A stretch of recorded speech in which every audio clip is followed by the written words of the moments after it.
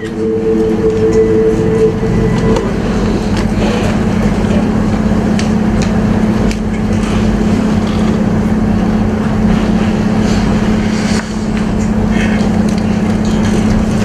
कभी लगता है इस दुनिया में प्रेम कहानियां ना होती तो ये दुनिया इतनी खूबसूरत ही ना होती, क्योंकि मोहब्बत ही तो जिंदगी में श्रृंगार रस घोलती है। हर प्रेम कहानी की तरह मेरी और दिलफरेब की प्रेम कहानी भी सबसे अलग थी।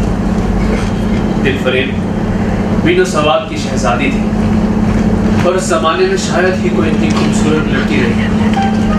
वो कहते हैं ना, खुदा की बेमिसाल कारसाजी, बस वही थी मेरी दिलफरेब।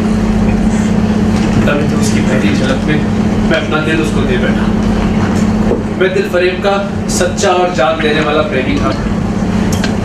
उन प्रेमियों में से नहीं जो इत्र फुलेल में बसकर और शानदार कपड़ों में सजकर आशिक के वेश में माशूकियत का दम भरते हैं, बल्कि सीधे साधे भोले भाले फिदाइयों में था, जो जंगलों पहाड़ों से सर टकराते हैं और फरियाद मचाते फिरते हैं। एक दिन अपने दिल की फरियाद लेकर अपने प्यार का इजहार करने जब मैं दिलफरेब की ड्यूटी पर गया तो दिलफरेब ने मुझसे कहा, दिलफिकार, अगर तू मेरा सच्चा आशिक है तो जाके दुनिया की सबसे बेशकीमती चीज देकर आ, तभी मैं तेरी मोहब्बत को कबूल करूंगा। वरना याद रहे, अगर तुझे वे बेशकीमती चीज ना मिली तो तू मुझे अपनी शक्ल मत दिखाना, वरना मैं तुझे फांसी पर चढ़ा दूंगी। दिलफरेब ने मुझे मेरी भावनाओं के प्रदर्शन का, मेरे शिकवे शिकायत का और मेरी प्रेमिका की सौंदर्य दर्शन का जरा भी अवसर ना दिया। दिलफरेब ने जैसे ही ये फैसला सुनाया, उसके चौकीदारों ने धक्के मारकर मुझ गरीब को उसके कूचे से बाहर निकाल दिया। 3 दिन तक मैं आफत का मारा एक कंटीले पेड़ के नीचे भयानक मैदान में बैठा सोचता रहा कि क्या करूं, क्या दुनिया की सबसे अनमोल चीज मुझे मिलेगी? नामुमकिन। लेकिन वो है क्या?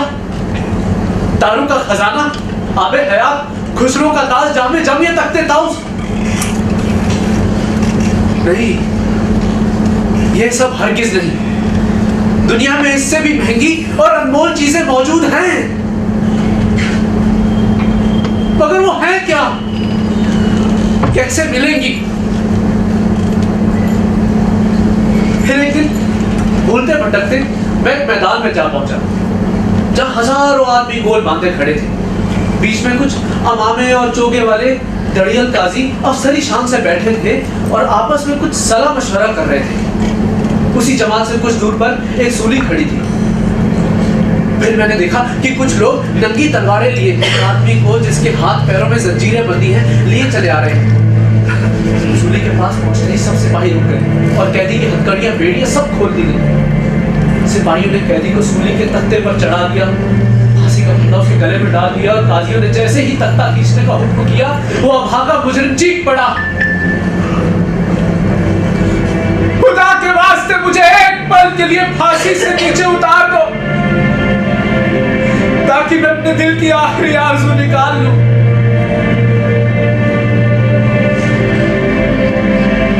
ये सुनते ही चारों ओर सन्नाटा छा गया। काजियों ने मरने वाले आदमी की अंतिम याचना को रद्द करना उचित ना समझा और कुछ पल के लिए वो बदनसीब पापी काला चोर फांसी से उतार दिया।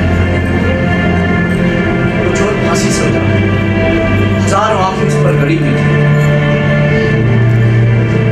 वो एक बच्चे के पास गए, उसके पास जाकर उसके साथ खेलने लगा, उसे प्यार करने लगा।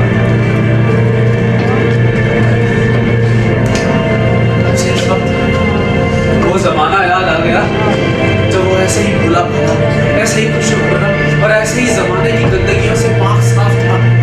माँ गोदियों में खिलाती थी, बाप बलाए लेता था और सारा कुल्ला उस पर जान निछावर करता था। काले चोर पर उन बीते हुए दिनों की याद का इतना गहरा असर हुआ कि उसकी आंखों से, जिन्होंने ना जाने कितनी ही लाशों को मरते दम तोड़ते देखा था और झपकी तक नहीं थी, आंसू का एक कतरा टपक पड़ा। मैंने लपक कर उस अनमोल मोती को अपने हाथों में ले लिया और मेरे दिल ने कहा, बेशक ये दुनिया की सबसे अनमोल चीज है। इस ख्याल से खुश होता, कामयाबी के नशे में सरमस्त, मैं अपनी माशूका दिलफरेब के शहर मीनो समात की ओर चल पड़ा। दिलफरेब की कुटी पर जाकर विनती की कि थकान से टूटा हुआ दिलफिगार खुदा की फजल से हुक्म की तामीर करके आया है और हुजूर के सामने आना चाहता है। दिलफरेब ने फौरन मुझे अपने सामने बुला लिया और मैंने आशा और भय की एक विचित्र मनोस्थिति में वकूत पेश किया। उसकी सारी कैफियत और सरल लफ्जों में बयान की। दिलफरेब ने पूरी कहानी बहुत गौर से सुनी और कुछ देर तक उस अनमोल भेंट को हाथों में लेने के बाद गौर करने के बाद बोली, बेशक तूने दुनिया की बहुत बेशकीमती चीज निकाली, मैं तेरी हिम्मत और तेरी सूझबूझ की डाल देती हूँ, मगर ये दुनिया की सबसे बेशकीमती चीज है। तो जा और फिर कोशिश कर, शायद अब की बार तेरे हाथ में मोती लगे। मैं चाहूँ तो तुझे फांसी से चढ़ा सकती हूँ, मगर मैं तेरी जान बख्शती हूँ, क्योंकि तुझ में वो गुण है जो मैं अपने प्रेमी में देखना चाहती हूँ और मुझे यकीन है कि तू कभी न कभी जरूर कामयाब होगा। ऐ दिल की रानी, बड़ी मुद्दत के बाद मेरी ड्यूटी पर सिजदा करना नसीब होता है, फिर खुदा जाने ऐसे दिन कब आएंगे। क्या तू अपने जान देने वाले आशिक के हाल पर जरा भी तरस न खाएगी? क्या तू अपने रूह की एक झलक दिखाकर इस चलते हुए दिलफिगार को आने वाली सख्तियों को झेलने की हिम्मत ना देगी? एक मस्त निगाह के नशे से चूर होकर मैं वो कर सकता हूं जो आज तक किसी से न बच पड़ा।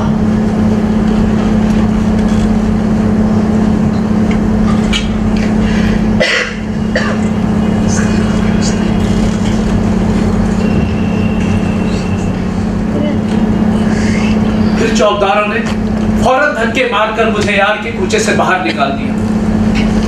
कुछ देर तक तो मैं अपनी निष्ठुर प्रेमिका की इस कठोरता पर आंसू बहाता रहा। मुद्दत और रास्ता नापने और जंगलों में भटकने के बाद आंसू की ये बूंद मिली थी। अब ऐसी कौन सी चीज है जिसकी कीमत इस आबदार मोती से ज्यादा हो? कई दिनों तक मैं ऐसे ही भटकता रहा और फिर अपने दिल को समझाकर एक और चल पड़ा। मैंने पूरब से पश्चिम तक, उत्तर से दक्षिण तक ना जाने कितने ही जंगलों और वीरानों की खाक छानी। कभी बर्फिस्तानी चोटियों पर सोया, कभी भयानक घाटियों में भटकता रहा, मगर जिस चीज की धुन थी वो ना मिली। फिर एक दिन शाम को किसी नदी किनारे मैंने देखा कि चंदन की चिता बनी हुई है। उस पर एक युवती सुहाग के जोड़े में 16 श्रृंगार किए बैठी हुई है। औरत की जान पर उसके प्यारे पति का सिर, चारों ओर हजारों आदमी गोल बांधे खड़े हैं और फूलों की वर्षा कर रहे हैं। यकायक चिता में से आग की एक लपट उठी। सती का चेहरा उस वक्त एक पवित्र भाव से आलोकित हो रहा था। चिता की लपटें उसके गले से लिपट गई और देखते ही देखते वो फूल सा शरीर राख का ढेर हो गया। उस प्रेमिका ने अपने आप को अपने प्रेमी पर न्यौछावर कर दिया और दो प्रेमियों के सच्चे पवित्र और अमर प्रेम की अंतिम लीला आंखों से ओझल हो गई। जब सब लोग अपने घरों की ओर जा रहे थे तो मैं चुपके से उठा और अपने चाक दामन कुर्ते में वो राख समेट आया। उस मुट्ठी भर राख को इस दुनिया की सबसे अनमोल चीज समझता हुआ सफलता के नशे से चूर अपनी महबूबा दिलफरेब की ड्योढ़ी की ओर चल पड़ा। दिलफरेब की ऊंची ड्योढ़ी पर जाकर आवाज दी कि दिलफिगार कामयाब होकर लौटा है और हुजूर के सामने आना चाहता है। दिलफिगार ने उसकी ड्योढ़ी पर जैसे ही कदम रखा, दिलफरेब ने अपने जाबाज आशिक को फौरन अपने सामने बुला लिया और उस चीज के लिए जो इस दुनिया की सबसे बेशकीमती चीज थी अपने हाथ फैला। मैंने हिम्मत करके उसकी चांदी जैसी हथेली को चूम लिया और वो मुट्ठी भर राख उसके हाथों में रखकर उसकी सारी कैफियत दिल पिघला देने वाले लफ्जों में कैसे और फिर अपनी सुंदर प्रेमिका के होठों से एक किस्मत का मुबारक फैसला सुनने का इंतजार करने लगा। फरेब ने वो मुट्ठी भर राख अपनी आंखों से लगा ली और कुछ देर तक विचारों के समंदर में डूबे रहने के बाद बोली, जान निछावर करने वाले आशिक देखने ये रात जो तू लाया है ये दुनिया की बहुत बेशकीमती चीज है। मैं तहे दिल से एहसानमंद हूँ कि तुम्हें मुझे ऐसी अनमोल चीज भेंट दी, मगर ये दुनिया की सबसे बेशकीमती चीज नहीं, इससे भी ज्यादा अनमोल एक चीज है। तू जा अब फिर कोशिश कर और तब मेरे पास आ। मैं तहे दिल से दुआ करूंगी कि खुदा तुझे कामयाब करे। और फिर तीसरी बार मैं प्रेम का पुजारी निराशा के अथाह समंदर में गोते खाने लगा। मेरा धैर्य जवाब दे चुका था। मुझे यकीन हो चला था कि मैं इसी तरह नाशाद और नामुराद मर जाने के लिए पैदा किया गया था और अब इसके सिवा कोई चारा नहीं था कि पहाड़ी पर चढ़कर नीचे कूद पड़ूं ताकि माशूक की जुल्मों की फरियाद करने के लिए एक हड्डी भी बाकी ना रहे। गरीब था कि मैं नीचे कूद पड़ूं कि तभी एक बुजुर्गवार नमूदार हुए। बुजुर्गवार हौसला बढ़ाने वाले शब्दों में बोले,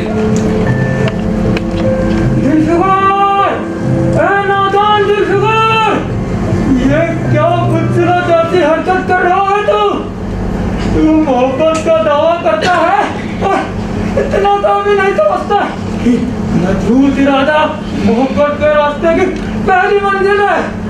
मेरा मर्द बन, इस तरह से हिम्मत ना हार। जा पूरा क्यों वहाँ एक देश है जिसका नाम है हिंदुस्तान, वहाँ जा, तेरी आरज़ू वही पूरी होगी। खुदा ख्याल करे।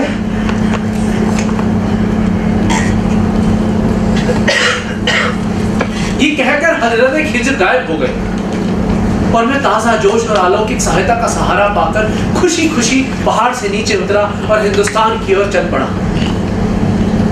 मुद्दतों तक कांटों भरे जंगलों, आग बरसाने वाले रेगिस्तानों, अलंगे पर्वतों और भयानक घाटियों को पार करता हुआ मैं हिंदुस्तान की सरजमीन में दाखिल हुआ। शाम होते होते तक मैं एक चटिया मैदान में जा पहुंचा जहां मैंने देखा कि बेशुमार अधमरी और बेजान लाशें बिना कफन के पड़ी हुई हैं। चील, कौवे और वैसे दरिंदे मरे पड़े हैं और मैदान खून से लाल हो रहा है। ये भयानक दृश्य देखकर मेरा दिल दहल गया। मरने वालों का कराना, सिसकना और एड़ियां रगड़कर जान देना, दरिंदों का गोश्त के लोथड़े लेकर भागना और हड्डियों का नोचना, ऐसा हौलनाक सीन मैंने पहले कभी नहीं देखा था। यकायक मुझे आभास हुआ कि ये जंग का मैदान है और ये सभी लाशें सूरमा सिपाहियों की हैं कि तभी मुझे किसी के कराने की आवाज सुनाई दी।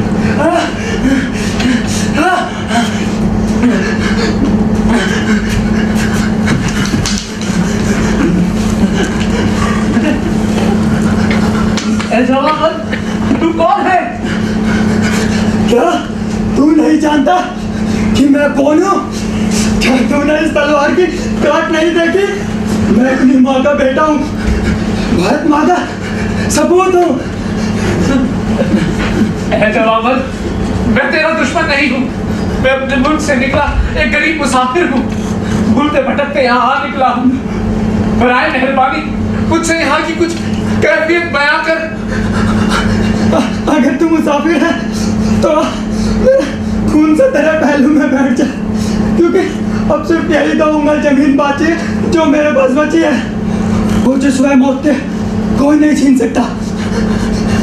मुझे अफसोस है कि तू ऐसे वक्त पे आया है कि मैं तेरा अति सत्कार करने योग्य नहीं। हमारे बाप दादा के देश आज हमारे हाथ से चला गया। हम इस वक्त बेवतन हैं, मगर हमने दुश्मनों को बता दिया कि राजपूत कैसे बहादुरी से अपने देश के लिए जान दे सकता है। ये जो तू लाशें यहाँ देख रहा है ना, ये उन लोगों की है जो इस तलवार के घाट उतरे हैं। हम इस वक्त बेवतन हैं, मगर गनीमत है कि दुश्मन की जमीन पर मर निकलना है देश को, उनको इसे रोकने का क्या फायदा। अपने देश में आके अपने देश की गुलामी करो। ऐसी जिंदगी तो मौत अच्छी है, इससे अच्छी तो मौत मुमकिन होती है। भारत माता के।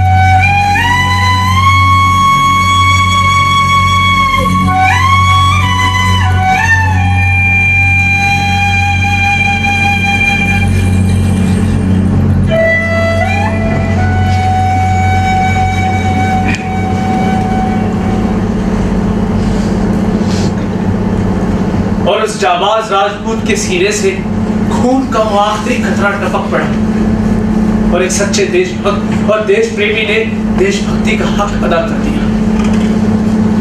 इस दृश्य का मेरे दिल पर बहुत गहरा असर पड़ा और मेरे दिल ने कहा, बेशक खून के इस आखिरी कतरे से अनमोल चीज इस दुनिया में कोई और हो ही नहीं सकती। खून के उस कतरे को हाथ में लिए उस जाबाज राजपूत की बहादुरी पर हैरत करता हुआ मैं अपने वतन की ओर चल दिया। अनेकों मुसीबतों शक्तियों का सामना करता हुआ बहुत दिनों बाद आखिरकार मैं अपनी महबूबा दिल फरेब की घड़ी पर जा पहुंचा और खून के उस आखिरी कतरे की भेंट उसकी कोमल हथेलियों में फिर जाने दिल आशिक दिल बेकार, मेरी दुआएं भर आई और खुदा ने मेरी सुनी, तुझे कामयाब किया। आज से तू मालिक और मैं लौट।